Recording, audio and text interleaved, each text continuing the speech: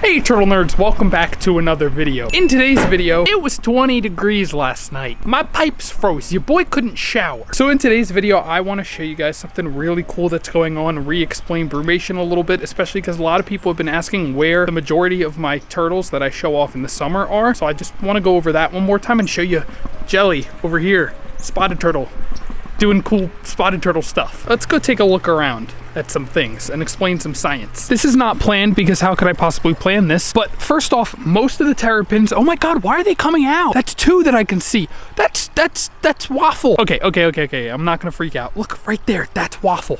That's one of Bean's babies. Someone was asking, hey, where are Bean's babies? The update on them. Oh, there you go, that's one of them. There's her little face right over there. And then if we go over here before she disappears, before she goes further into the mud, that is Flipper. Essentially this pond, first of all, it doesn't freeze. Even though it was 20 degrees last night, the pond doesn't freeze because for large bodies of water like this, water in general, it's very difficult to change its temperature by 1 degree. The specific heat is what it's called. The specific heat of water is fairly high, meaning that it's very difficult to change the temperature by 1 degree. This means when it gets really cold, it's gonna stay warm, or if it gets really warm really quickly, the water's gonna stay cold. It takes like a couple of days to warm up the water. It took like 5 days of 70-degree weather just to get the water from like 50 to 60, for example. So this big, large body of water is gonna hold its temperature a lot better than a smaller body of water. That's why coast, I live right on the coast. The ocean is like 2 miles that way. When you live on the coast, hi Louie, you get more buffered weather, which is why it's such a big deal that we got ice. If I walk over here in the shade, in the sun came out, everything was covered in ice the other day. This whole net, I'll show you guys, was completely covered in ice. It was insane. Over in the shade, because it was, 20 degrees last night, you can see we still have some ice in some spots. Check it out, the ice is still here. The ice is still, this is frozen completely solid. Anyway, the secondary aspect of the water that helps the turtle stay in brumation, so it holds its temperature really well. The water can never get below 32 degrees because then it forms ice and the ice stays on the surface.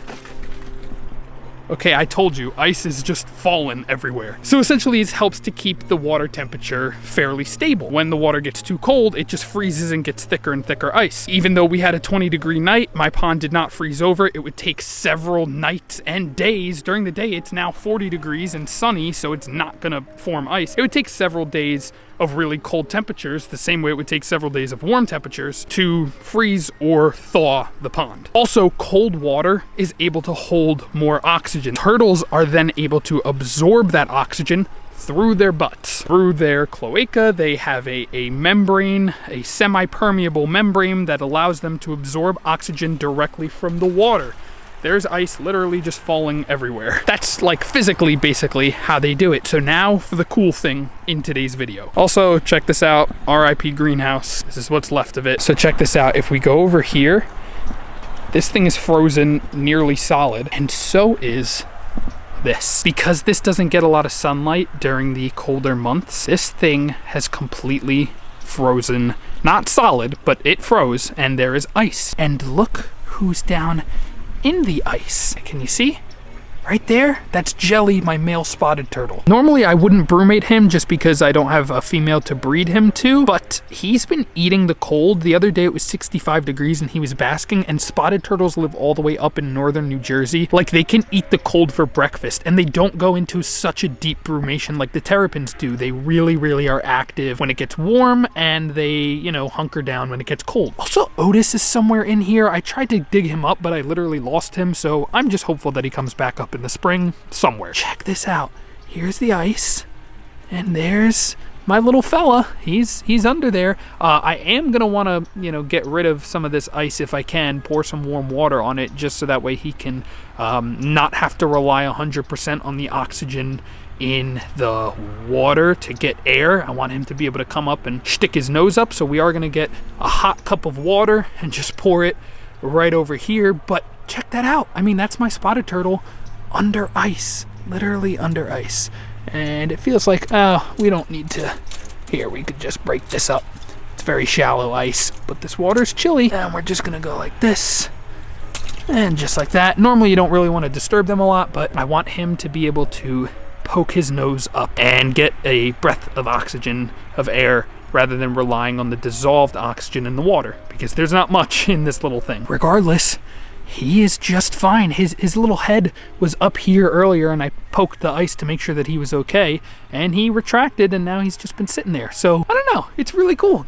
He's under the friggin' ice. Check this out. I'm gonna yeet on over here. The water's also super duper clear. There's Miss Flipper. She's right there, just kind of chilling, not a care in the world. Oh, this water's still really cold. Oh my goodness. Okay, I thought it was gonna be significantly warmer than the spotted turtle tub. I was wrong. Whoopsie diddle. Hi, Miss Flip. Oh, another thing. I think the reason some of the terrapins are not brumating on land this year, I don't think any of them are, is because I left all of this algae here, and I gave them a larger cave to brumate in. So there's all this algae for them, which stays nice and warm, actually. So down there, like underneath that algae, it's like insulated. So it's nice and warm, so that's where Miss Flipper is hanging out. It's kind of crazy how much warmer it stays in the winter and how much cooler it is in the summer. When I'm in here cleaning the algae and whatnot in the summertime, I stick my hands or feet down in that algae. It is like at least 10 degrees cooler, or I assume warmer than in the winter, than the surrounding temperatures. As I come over to this enclosure that used to have the greenhouse on it,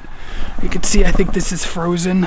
Oh no, it's not frozen, but it's still got some pieces of ice and whatnot. There's nothing in here though, so it doesn't really matter, but you could see that it's thawing and quickly melting. Yeah, but I'll show you this net that was just covered in ice. It was crazy. Yeah, the terrapins are fine with it, and clearly the spotted turtle is also totally cool and chilling with the ice. So anyways, I look like an Eskimo. I just wanted to explain to you guys, hi Louie, how the turtles are able to survive in the winter, and not only in the winter, but actually under ice. And that is the first turtle that I've ever owned that's been fully under ice. So I just wanted to show that to you guys, and I don't know, I just thought it was really cool.